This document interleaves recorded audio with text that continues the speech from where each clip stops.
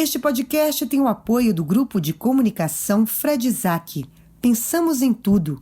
Acesse fredisaac.com.br e da Oficina 161, Comunicação, Design e Branding. No Instagram, Oficina 161. A partir de agora, As Perennials. Porque não se fazem mais quarentonas como antigamente.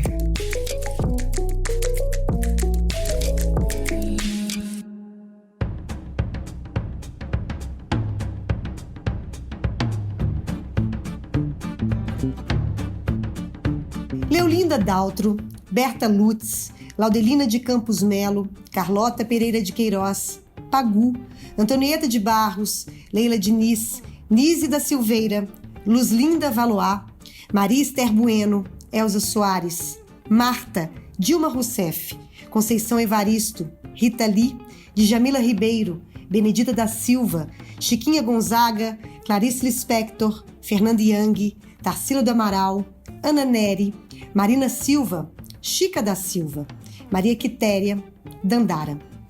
Esses são apenas alguns nomes de brasileiras que resolveram, a despeito de tantos entraves, serem protagonistas de suas vidas. São donas de casas, enfermeiras, médicas, artistas, escritoras, políticas, atletas, que inspiraram e nos inspiram até hoje a sermos definitivamente o que quisermos, não importando a idade ou a condição social. Porque, como dizem por aí, uma coisa que a mulher pode é poder.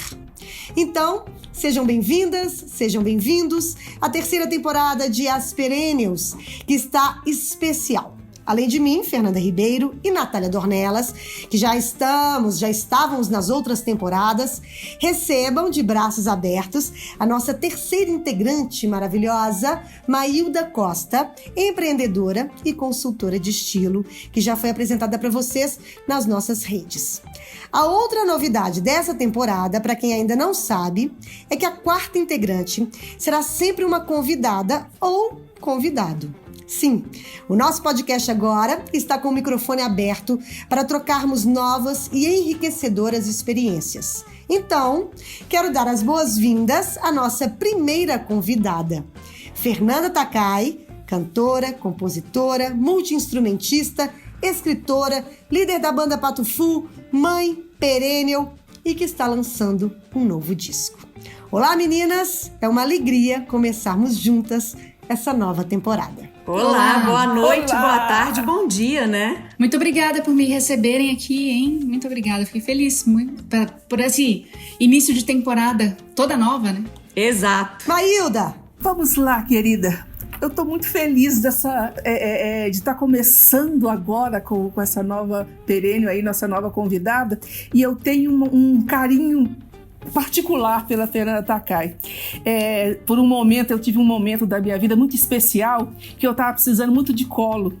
E aí eu recebi na minha casa um CD com uma dedicatória linda da Fernanda. O CD e a música que eu escutei até furar, assim, ainda bem que ele não furou, chama Toda Cura para Todo Mal.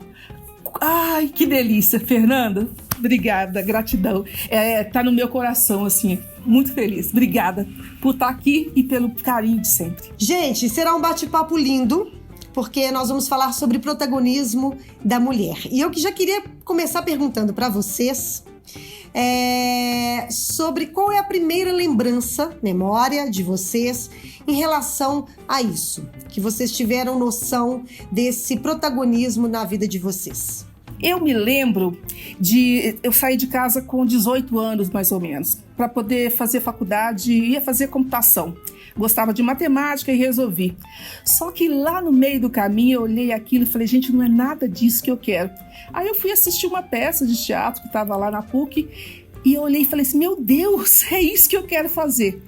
Meio que continuei a faculdade, mas assim, chutei o balde e fui fazer o que eu gosto, assim, continuo gostando de interpretar. Eu acho que é uma das coisas que eu trago desde pequena, assim, sabe? Todo papelzinho, todo papel de interpretar uma árvore, interpretar alguma coisa, apresentar trabalho, eu estava sempre pulando lá, só que eu não sabia o nome disso. Então, quando eu entendi que isso se chamava representar e que era uma coisa tão natural para mim, e eu continuo fazendo até hoje, eu sou a louca das macaquices, assim. Eu acho que foi por aí, eu descobri alguma coisa que eu gostava e que era do instinto, assim, veio desde pequena. E aí eu continuo nessa. Bom, eu acho que quando o Patofu começou e as pessoas começaram a se dirigir a mim como Fernanda, líder do Patofu, eu falava assim, mas eu não sou a líder do Patofu, o líder do Patofu é o John, e o Patofu é uma ideia dele, surgiu da cabeça dele, as músicas, as primeiras músicas e como a banda funcionava com aquelas traquitanas eletrônicas. E aí eu fiquei pensando, por que será que elas me enxergam como líder? E na época eu nem tocava no meio do palco e nem cantava todas as músicas, né? Então, assim, de alguma forma, a minha figura feminina na banda fez com que as pessoas se dirigissem a mim como a líder do Patofu. E eu achei isso muito bom, gostei. E fui só ocupando mais espaço, eu acho. Eu sei do papel de cada um, dos meninos, né, na banda, tudo mais, mas eu acho muito importante, ainda mais no pop rock, você ter uma voz feminina respondendo, dando as entrevistas, falando pela banda, representando a banda, né, nesse universo que é tão masculino. Ainda mais na época que vocês começaram, né, Fernanda? Exatamente. Até hoje a gente conta nos dedos, né, as bandas com vocalistas que têm uma longevidade, assim, é muito raro. Então, eu fui criada numa família que sempre me deu muita liberdade. Então, eu comecei a pensar aqui, né, em que momento eu percebi esse protagonismo meu. E aí até confundi um pouco com independência. Eu fiquei lembrando de episódios em que eu, já muito nova, podia decidir algumas coisas, como, por exemplo, quando eu tinha 8 anos de idade e queria ir num show do Lulu Santos no Rio de Janeiro, minha mãe colocou-me no ônibus da Aviação Unida e eu fui parar lá no Rio de Janeiro, minha tia me pegou na rodoviária e esta criança foi ao show de Lulu Santos. Mas eu acho que isso é independência, não é protagonismo. Então o protagonismo, eu acho que ele está sempre um pouco ligado ao que você vai fazer da vida, né? O seu estudo, o seu trabalho. E aí sim, eu acho que se for por esse caminho, eu acho que é quando eu ganhei minha primeira coluna, né, como jornalista, assim. Em 2000 eu comecei a trabalhar com o Paulo Navarro, que é um colunista social. O jornal O Tempo, naquela época, teve que fazer algumas mudanças e sobrou uma coluna social lá. E aí acharam que podia ser minha, né? Ela se chamava Café Society, ela era uma coluna que fazia parte da empresa do Paulo Navarro, mas eu é que dava o tom dela. E ali eu entendi que eu estava no universo masculino, que eu tinha um chefe homem, mas que eu também poderia protagonizar uma história. Eu acho que é por aí. Bom, minha experiência, assim, eu também acho que a história da independência, né, se confunde um pouco com a história do protagonismo, mas eu acho que tá tudo interligado. Porque eu venho de uma família, né, nós somos 3 irmãs, e desde muito cedo a minha mãe sempre incentivou muito nós 3 a sermos independentes, a sermos realmente protagonistas da nossa vida, ou seja, fazermos realmente o que estávamos afim. Tanto é que, Mailda, falando dessa história do teatro, nós somos companheiras de escola de teatro, né, Mailda, durante um período da vida, e eu me lembro de ter visto um espetáculo do Pedro Paulo Cava, aqui em Belo Horizonte, que chamava-se Mulheres de Holanda. E eu me lembro aquelas mulheres tão poderosas ali naquele palco, eram só mulheres. Isso, gente, tem mais de 20 anos. E eu me lembro que eu fiquei tão tocada com aquilo, que eu falei assim, gente, eu quero fazer isso, eu quero ser essas mulheres de Holanda, né? Porque elas são tão donas de si, elas são tão poderosas, e aquelas atrizes, elas eram tão lindas, né? Tão imensas ali no palco, que eu falei, eu quero fazer teatro. Por causa desse eu entendi ali, claro que não com essa, a gente não tinha esse entendimento do que é ser protagonista. Hoje que isso vem à tona mesmo, né, com essas palavras, com esse entendimento, mas ali eu entendi que eu queria ser algumas daquelas mulheres. E o meu pai e a minha mãe, na hora, eles nunca questionaram. Quer fazer teatro? Faça, vai fazer. Na sequência eu fiz jornalismo, toda a minha trajetória, né? Apresentei um programa diário durante muitos anos, dirigi esse programa, fiz outros programas, rádio. Mas assim, eu nunca parei eu nunca não tive eu sempre tive esse entendimento de que o que eu fiz da minha vida até hoje sempre foi baseado nas minhas vontades, entende? Eu nunca deixei de fazer alguma coisa pela vontade do outro. Talvez uma relação afetiva, talvez uma coisa ou outra que você abra mão da sua liberdade, ou, né, quanto mais nova a gente mais a gente não tem esse entendimento nem esse amadurecimento, né? Mas pelo menos na área profissional, ou pelo menos numa boa parte da minha vida, isso sempre foi muito sentido, assim, né? De que eu era dona da minha vida. E aí eu já fico questionando o seguinte: será que a gente tem esse entendimento? O que vocês percebem nisso? Quando a gente vai ficando mais maduro? Porque agora que somos perennials, eu tenho mais esse entendimento sobre ser dona da minha vida, inclusive refazendo a minha vida como tenho refeito há alguns anos. Acho que eu tenho mais essa consciência, sabe? O que você acha, Maílda? Fernanda, engraçado. Esse espetáculo que você citou, a gente se conheceu mais ou menos nessa época, e eu me lembro que eu fui assistir esse espetáculo, assisti umas 8 vezes, de tanto que eu gostei. E quando eu assisti, eu falava assim: nossa, eu quero estar lá, eu queria estar lá, e eu me via numa daquelas mulheres. Numa próxima temporada desse espetáculo, quem estava lá? Você. Então, quando eu penso na palavra poder, eu não penso num poder de ser poderoso, mas de olhar e falar assim: eu posso.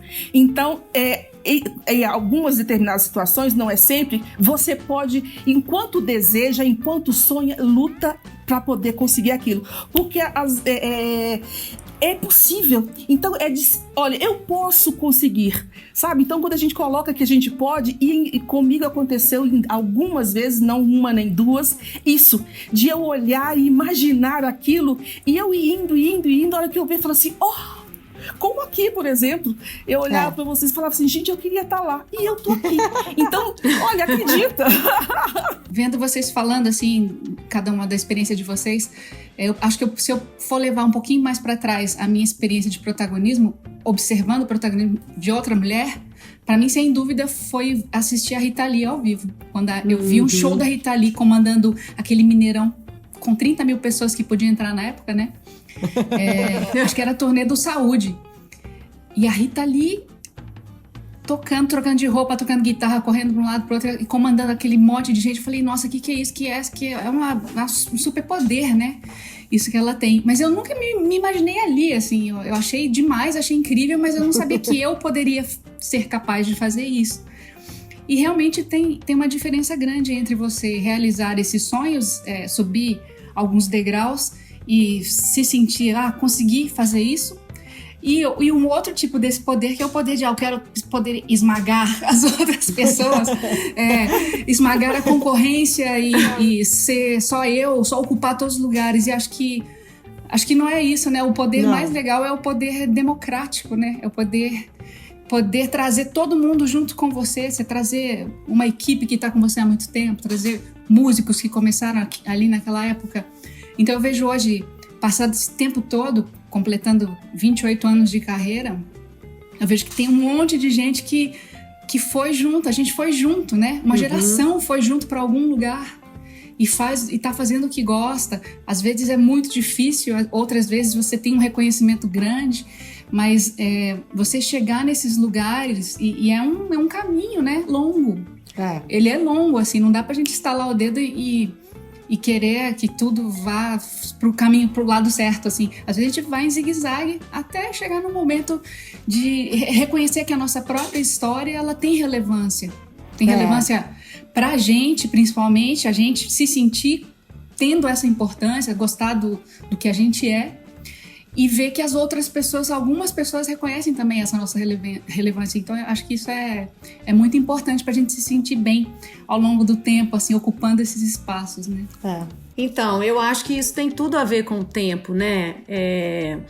A gente se aperceber dessas coisas, eu acho que a gente tem que tomar uma distância, tem que ter janela para chegar nisso. E eu tenho ouvido muitos podcasts, então eu vou cometer um ato aqui que eu nem gosto, porque eu gosto de dar a fonte, mas eu ouvi um podcast, eu acho que foi o Bom Dia Óbvios, que elas falavam de independência feminina, de protagonismo, e a entrevistada citava que ela acha que a segurança financeira,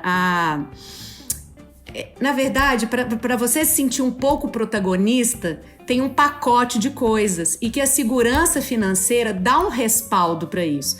E eu acho que em muitas áreas de atuação, por exemplo, no caso do jornalismo, você demora muito tempo mesmo para ter uma independência financeira, uma segurança financeira. Então eu acho que tudo mesmo vai passar pelo tempo que a gente está nessa estrada. Que aí as coisas vão ficando mais sólidas, você vai tendo mais ciência das coisas, vai olhando com um pouco de distância.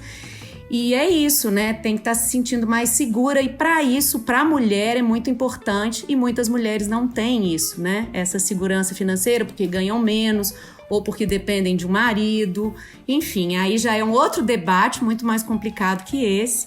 Mas eu acho que só a maturidade dá a gente. É claro que você encontra aí as millennials empoderadas, mas eu acho que tem muito mais isso que a Fernanda falou de eu sou a dona do mundo, muito mais essa coisa do ego inflado do que de fato um poder real que pode ser reconhecido pelas pessoas, sabe? É muito mais do ego da pessoa do que de fato o que ela é. Mas eu fico me perguntando o seguinte, essa geração que tá vindo aí, né, os millennials, eles já estão vindo com uma bagagem já do empoderamento feminino, né? Essas mulheres elas já estão vindo aí com uma informação que a nossa geração, ela tem gente que teve, tem gente que não teve, né?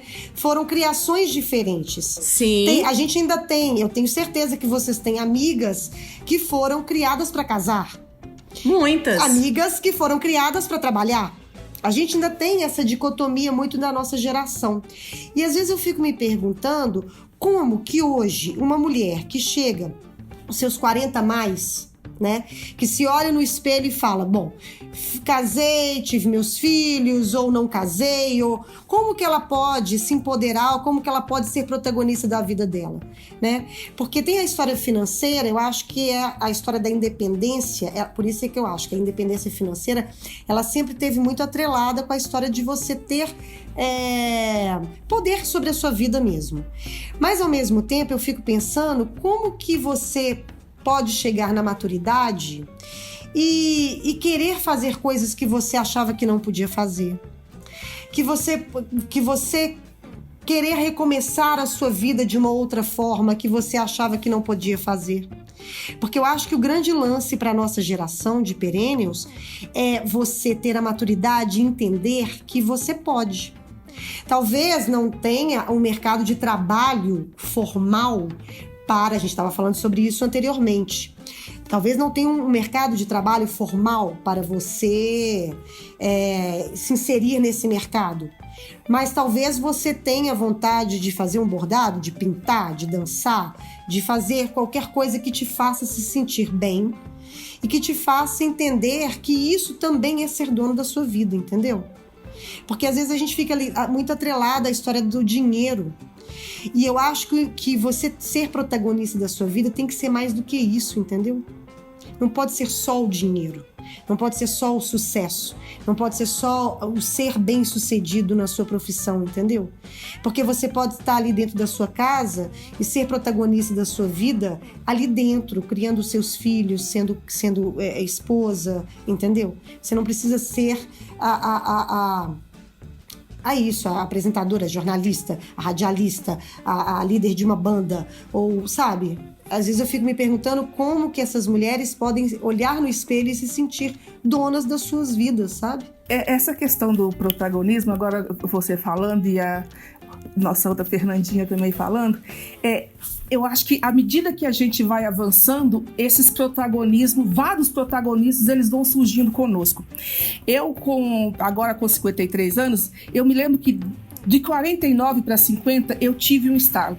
Eu usava um cabelo alisado, assim, que era uma maneira de me embranquecer para o mundo. E eu, em várias vezes que eu estava fazendo testes em alguns locais, eu via a minha pessoa de um lado e as outras pessoas negras do outro. Eu me achava branca. Eu não sabia que era negra. De uma certa forma, eu me encapei eu me coloquei uma capa do embranquecimento tão grande que até para mim mesmo isso era verdade. E aí de 49 para 50 anos eu comecei a estudar para consultoria de imagem e aí eu comecei a atender clientes negras. E eu, com o meu discurso de seja você mesma. E um dia eu coloquei o espelho e eu me olhei naquele espelho e eu falei, o que você está falando para ela e não está ouvindo? Aí eu comecei a indicar para ela, na proposta, cabelos afros e mais curtos. E eu, em hipótese alguma, eu faria isso. Aí aquilo me atinou, que eu comecei a ver beleza naquelas mulheres.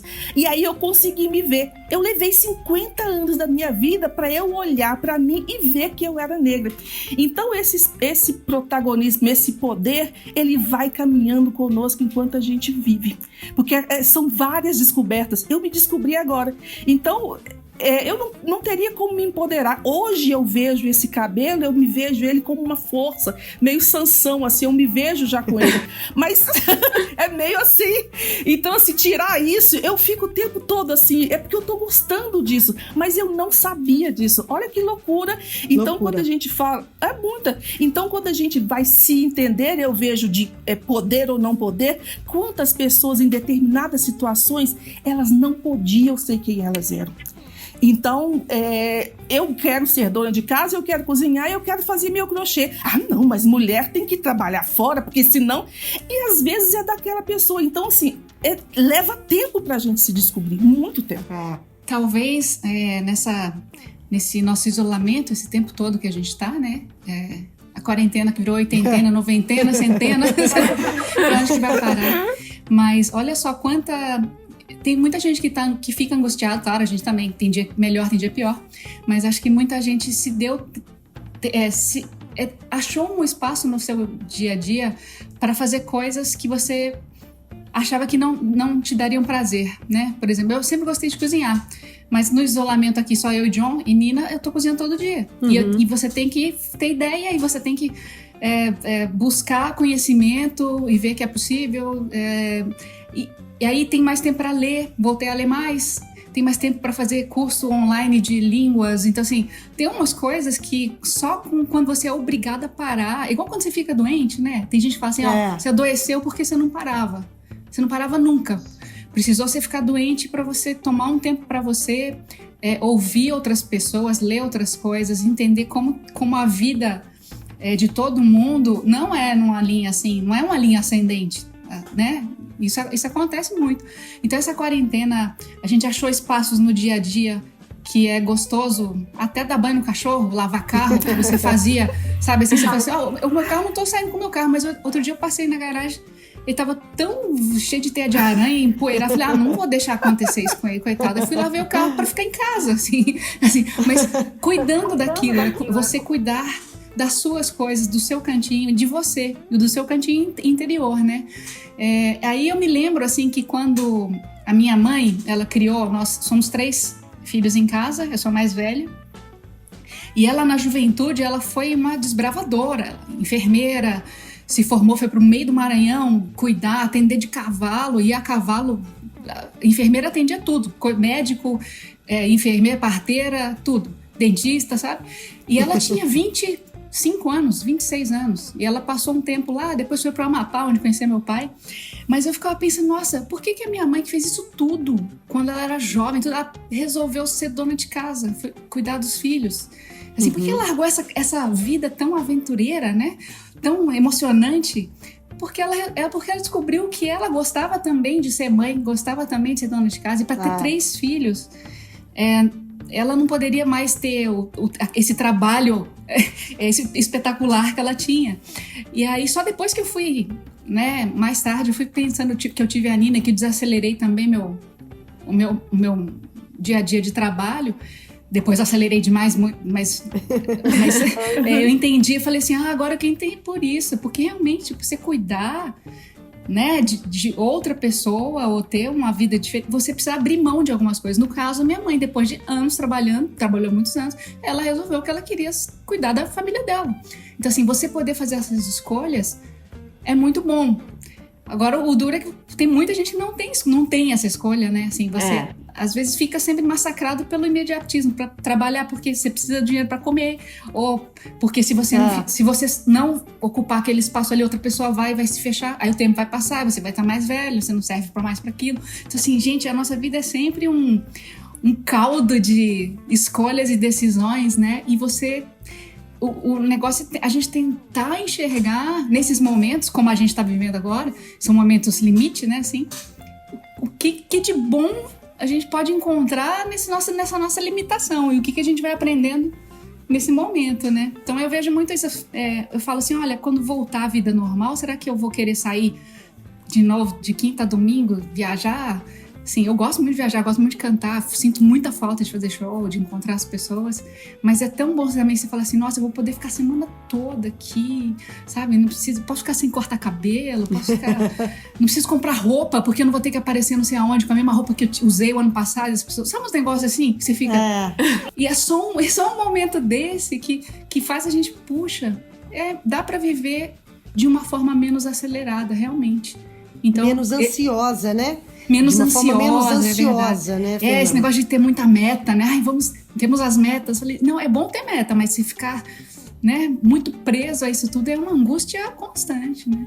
Eu não podia perder essa oportunidade. Fernanda falando de trabalhos em casa.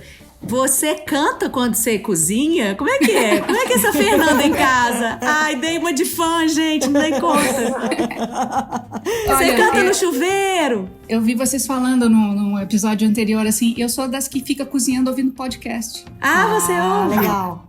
Eu gosto. Eu escutei de vocês, eu escuto muito o podcast da Patrícia Palumbo, o Peixe Voador, que eu adoro. Eu adoro. A voz da Patrícia me acalma, assim, ela sabe tanto de música e gosta tanto de leitura e de arte e tudo, que pra mim eu fico lá cobrando, Patrícia, cadê? Tem mais um aí pra gente, que eu gosto de colocar e ficar cortando cebola, batata, descascando, lavando arroz japonês pra fazer ali, e eu fico ouvindo, assim. Tem uma também que é a Pichi no Japão, que é a Pichi Koshimura, que mora lá em Tóquio, e ela fala, tem uns conteúdos relacionados ao Japão, e ela sendo brasileira, aquela coisa, aqui no Brasil ela tem cara de japonesa, o pessoal chama de japonesa, lá ela é brasileira, né? Assim, ela nunca é puríssima. Ela não pertence a lugar nenhum, né?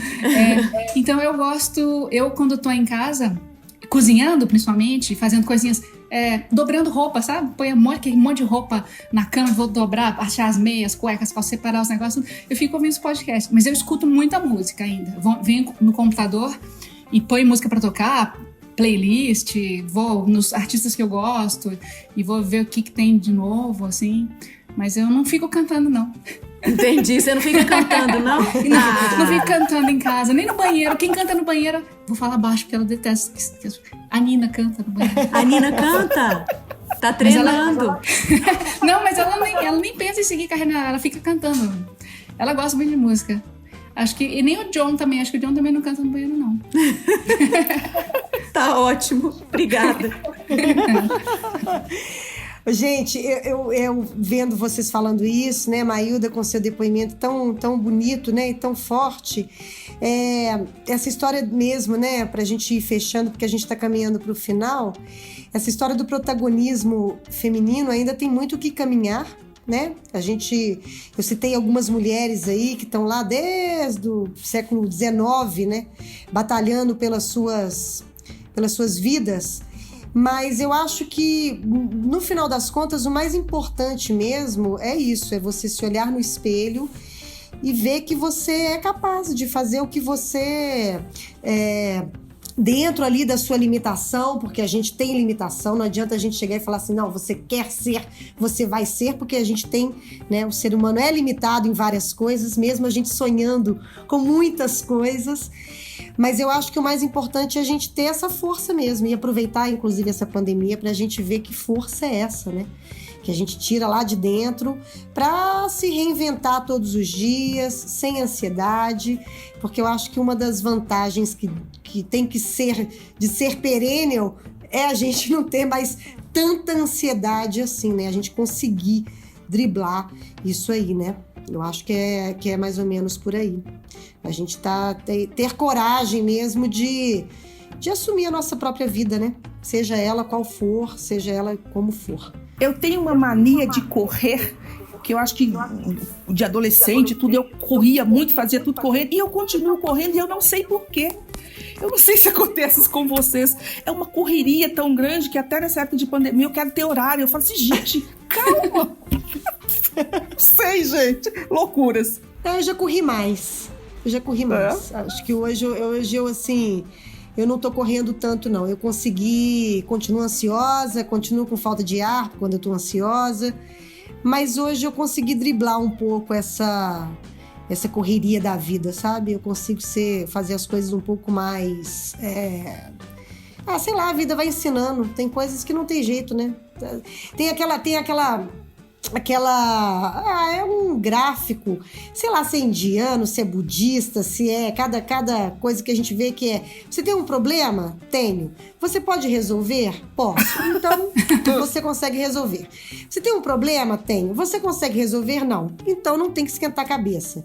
Sabe? É aquela coisa mesmo, você só entende isso na maturidade. Você tem um problema? Tem um problema. Você consegue resolver? Então não fica ansioso. Se você vai se resolver, então beleza. Se você não consegue resolver, então também não fique ansioso, porque se você não vai conseguir resolver, então é isso aí, entendeu? E toca pra Savassi. Eu continuo a subir e descer a escada correndo. Em casa tem muita escada. E se eu subir, minha mãe mesmo fala, você vai cair um dia. Ela fala assim, você vai cair. O John mesmo fala, Nina fala, por que você sobe correndo? Tipo, dá pra ouvir você chegando no meu quarto, porque eu escuto o barulho da escada, você subindo a escada de madeira. Então isso eu faço, e eu ando muito rápido também. Às vezes, acho que é correria de aeroporto que me faz. Eu tô sempre andando rápido. Aí às vezes tem alguém que encontra comigo assim, vamos, você vai pra onde? Portanto, vamos. O que acontece? Você tá atrasado? Assim, eu ando correndo mesmo. Mas eu devia desacelerar, quem sabe? Quem sabe, né? Vamos, depois dessa aqui a gente... Temos tempo para desacelerar. Temos. Só queria comentar essa coisa de correr, né? Eu venho correndo, corro há muito tempo na vida, né? Aquela coisa que quando um amigo te fala assim, por que você sumiu? Tô na correria, né? Que é uma coisa bem de mineiro, eu não sei se, né, pelo Brasil as pessoas falam isso. E aí, eu hoje estou no interior, né? Estou na minha cidade aqui, Guarani, e eu estou fazendo exatamente as mesmas coisas que eu estava fazendo em BH semana passada. Só que parece que eu estou com muito mais tempo. Eu não sei se é porque eu mudei o ambiente, né? Eu mudei de ambiente, até porque eu acho que, de fato, o tempo aqui, né? Uma cidade de 8 mil habitantes, talvez, ele passa mais devagar, eu acho. Gente, eu não sei se eu estou cometendo aqui algum deslize quântico, mas eu acho que o tempo aqui passa mais devagar.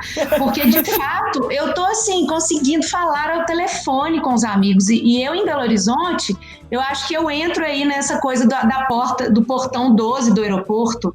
Porque o portão 12 do aeroporto de Congonhas é aquele que você tem que correr para chegar, que é o último, né?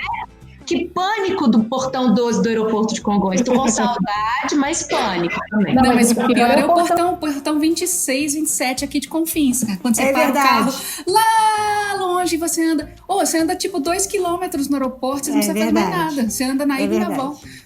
4 quilômetros por dia. É por isso que a gente corre. Mas agora a gente vai demorar a andar de avião, né? Então... Mas tem uma coisa também, né, Fernanda? Mineiro não perde o trem. A gente sempre consegue chegar no portão 12 e no portão 26 a tempo. Apesar de você não ser mineira de nascença, mas eu sei que você é mineira de coração, né, Fernanda? Sim, claro. Total. Eu tô nessa regra de não perder o trem. É isso aí.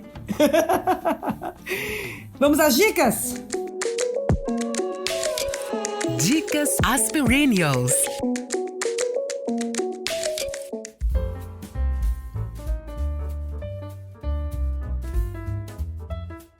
Quem Tem Medo do Feminismo Negro, da Djamila Ribeiro. Ela fala de questões dessa questão do feminismo, mas existe uma diferençazinha entre a luta das mulheres negras que, entre aspas, além de ser mulheres, de lutarem por igualdade, por ser mulheres, ainda por lutarem por igualdade de serem negras.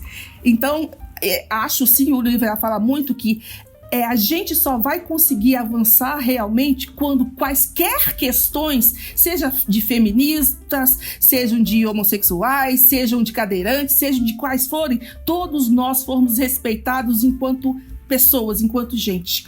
E até animais também. Então, respeito e liberdade para todo mundo ser quem é. É isso. Legal. Eu tô em dúvida, James, ainda bem que James está sempre por perto. James, eu falei de maravilhosa Mrs. Maisel nas Perennials, ou eu falei só na nossa live, pode inclusive, falar de novo. Nossa live. Porque assim, eu acho que eu fiquei fazendo até buscas assim para confirmar se meu feeling em relação ao protagonismo feminino estava funcionando, e a maioria dos artigos que eu vi citava a maravilhosa Mrs. Maisel, né? É uma série que já está aí há um tempo, só que eu comecei a assistir há muito pouco e infelizmente acabei tendo que maratonar, porque quando a série é muito boa eu gosto de ver bem devagarzinho para ela não desgastar, né? Não acabar. Mas é uma série super divertida, bem escrita, bonita, da Amazon. Ela tem a assinatura de Amy Sherman Palladino, que é a mulher por trás de Gilmore Girls, e ela tem uma protagonista, né, que é vivida pela Rachel Brosnahan, que é uma mulher assim maravilhosa. Ela vive uma vida aparentemente perfeita num apartamento maravilhoso em Nova York, com um cara bonitão, bem sucedido, e um dia ele vai comprar cigarro, não volta, mas a vida dela fica bem mais interessante sem ele do que com ele. E aí eu não vou dar mais spoiler, só vou falar isso. É muito maravilhosa, é muito divertida, figurino lindo. É uma série super feminina, eu não sei se os meninos gostam tanto de maravilhosa Mrs. Maisel como as mulheres, mas assim, deliciosa. A gente fica sonhando para que ela tenha uma 4ª temporada. Eu acho que é anos 50, não é, Nath? É 50, sim. E é legal falar que é isso, que o sonho da vida dela era ser uma comediante, né? Na verdade, era um sonho do marido, que ela ficava ali olha o protagonismo. É verdade. Um dia, quando o marido lá dá uma rata e tal, ela vai no lugar dele e arrasa, e aí ela se descobre uma protagonista, né? Então, é maravilhoso. Mais ainda, porque ela só dava a escadinha para ele subir. E aí, um dia, ela que subiu a própria escada, e aí foi. E aí Ué, eu vou ver, eu não assisti não, boa dica aí. É maravilhosa. Vou atrás. Cara, eu fiquei muito na dúvida do que indicar. Aí eu posso indicar 2 rapidinho? Pode, claro. Não, é porque assim, no fim, outro dia alguém estava discutindo, qual foi a melhor biografia que você leu? E eu acho que a biografia da Carmen Miranda, escrita pelo Rui Castro, é uma das mais legais, mais incríveis, assim. Eu acho que a Carmen, ela tem um lugar, assim, tão avançado na época, para a época que ela viveu, né? O que ela fez, ela ali nos anos 30, final dos anos 30, foi para os Estados Unidos e virou a mulher brasileira mais poderosa do mundo, assim, ali na América, e ocupou tantos espaços e bancava as ideias dela, os figurinos, as loucuras dela, trabalhava muito e era questionado por você não... E aí, mas cadê sua família? Você não tem família? Tudo. E ela, mas eu tô no meu foco é o trabalho, tudo. Ela teve família na época que ela resolveu, acabou se casando, tudo, né? Mas eu acho que é um exemplo tão importante assim, que a gente acaba não conhecendo muito. E a outra é a Persépolis, né? Que é da Marjane Satrapi, que é do Irã, iraniana. E é engraçado porque ela fala...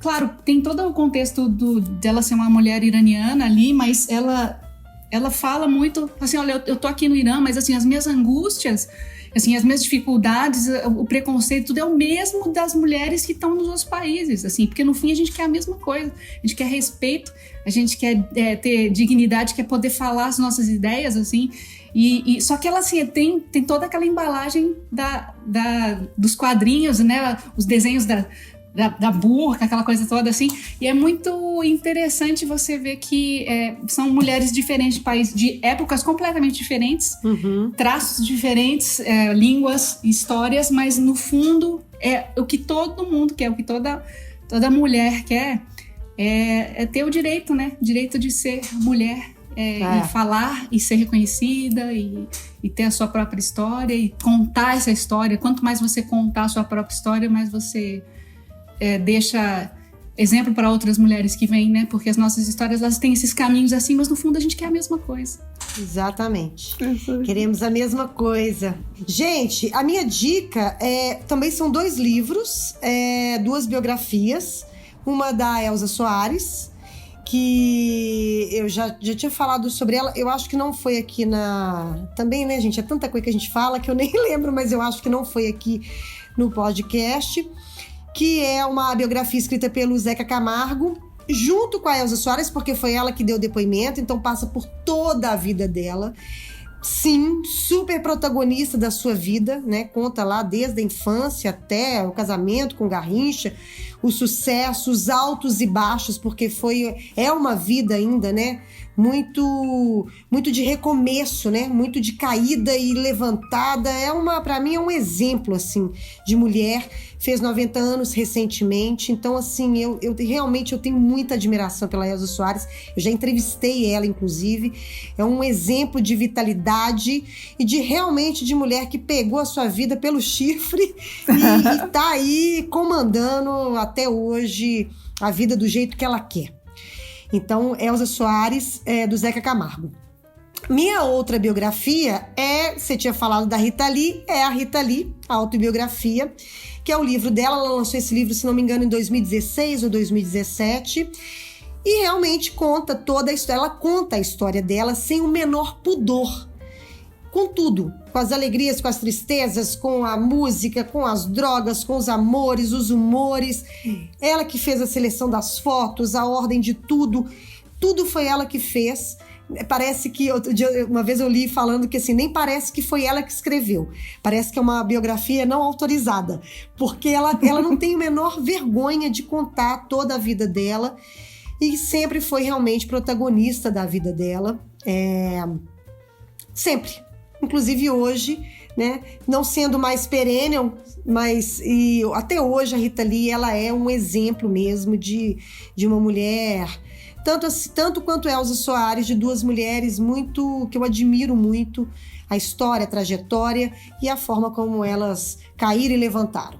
E a Rita ainda tinha aquela coisa maravilhosa, né? Que a gente assistia a Rita. Quando eu comecei a conseguir falar com a Rita Lee, eu chegava no camarim e ela tava fazendo crochê, tricô, ela tava lá, assim, tipo, a super rainha do rock, ela tava lá no tricôzinho lá, e aí eu falei, Rita, e aí? Eu falei, pois mas eu gosto também, não posso fazer, que tipo assim, pode, claro. É porque a gente não é de um jeito só o tempo todo, né? A gente precisa ter esses momentos que são foco carreira, tudo, outro foco nossa casa, nosso coração. E a Rita tem isso.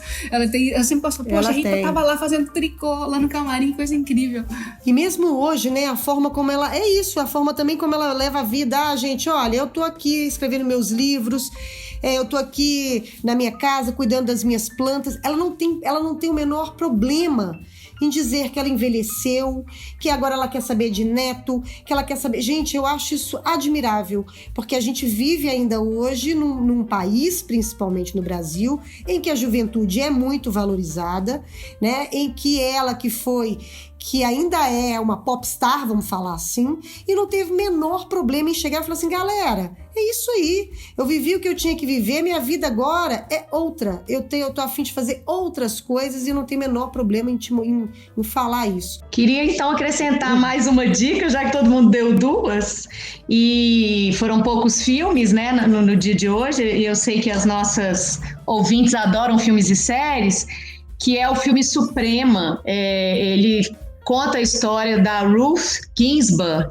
que é uma juíza da Suprema Corte Americana. Ela tem hoje por volta de 90 anos, eu acho, continua trabalhando, e ela conquistou isso tudo com muita dificuldade, né? Quando ela foi cursar Direito na faculdade, já ela era das poucas alunas mulheres, ela não tinha espaço nem para falar na sala de aula, né? E ao mesmo tempo em que eu assisti o filme, eu assisti o documentário que é com ela, mas esse documentário ele é mais difícil de encontrar.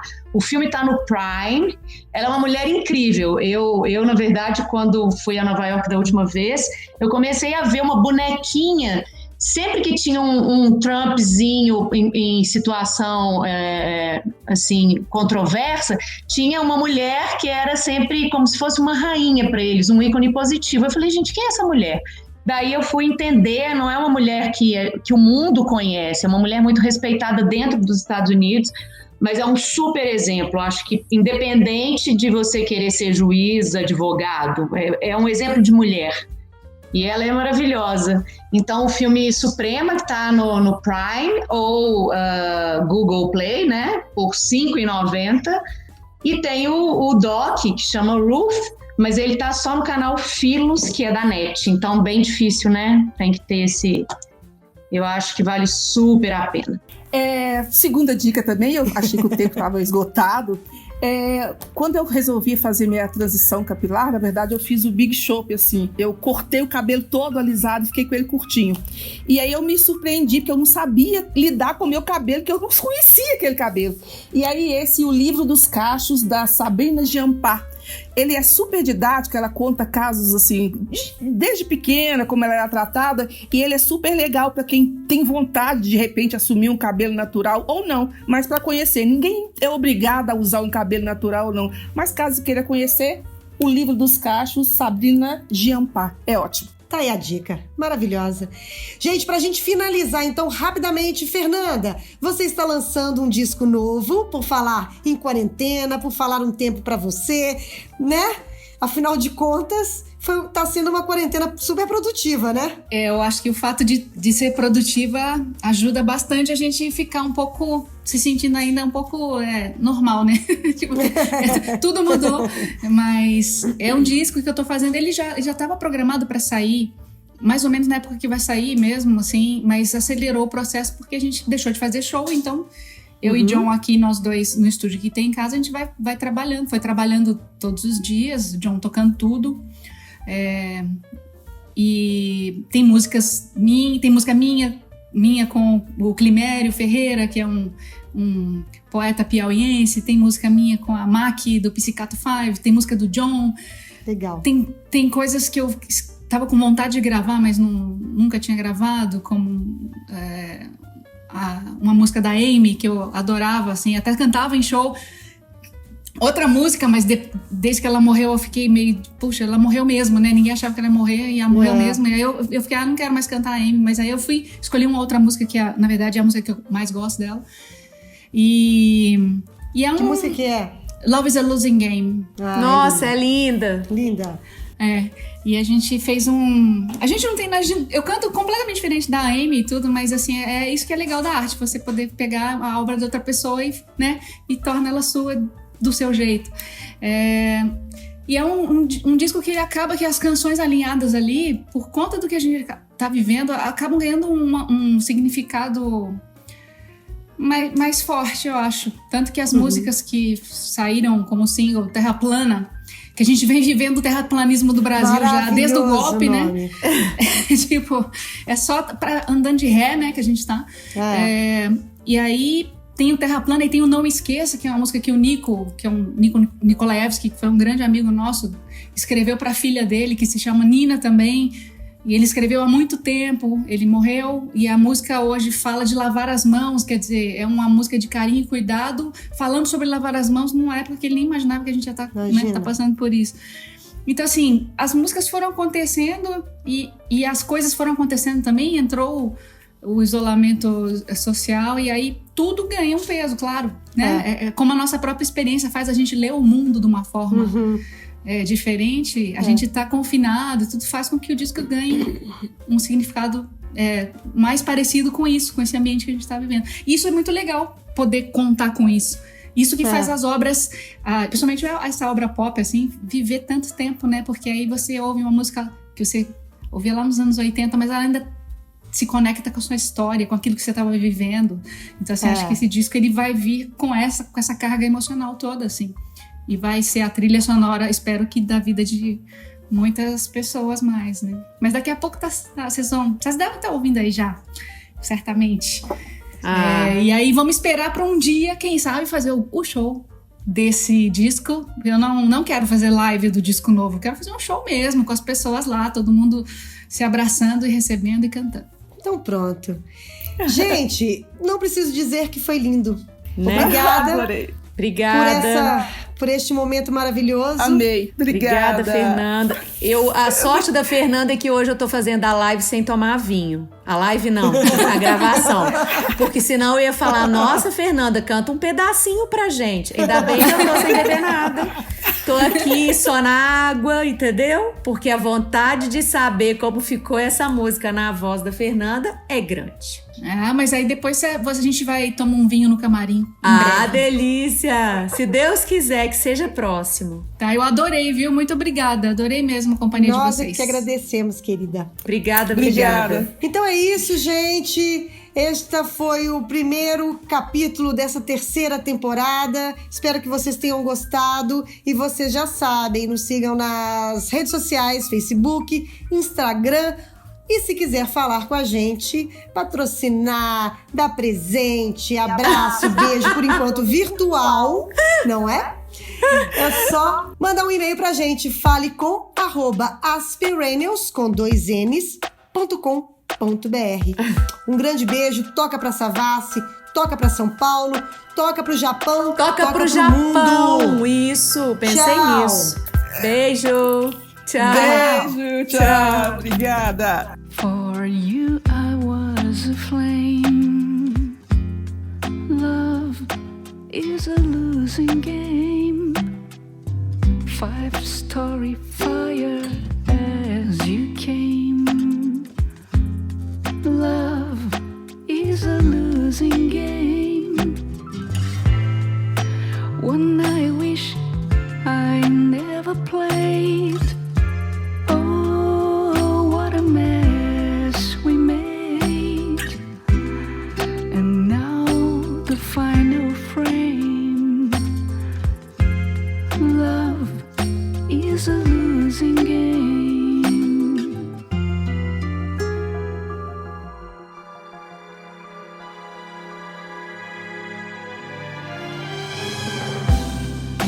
Played out by the band. Love is a losing hand.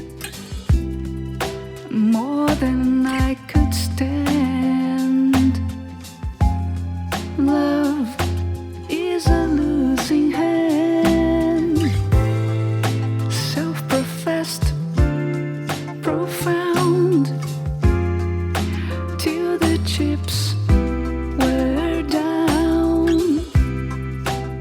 No, you're a gambling man. Love is a losing hand. Though I battle blind, love is a fate resigned. Memories mar my mind. Love, it is a fate resigned. Over futile odds and left at by the gods. And now the final frame. Love is a losing game.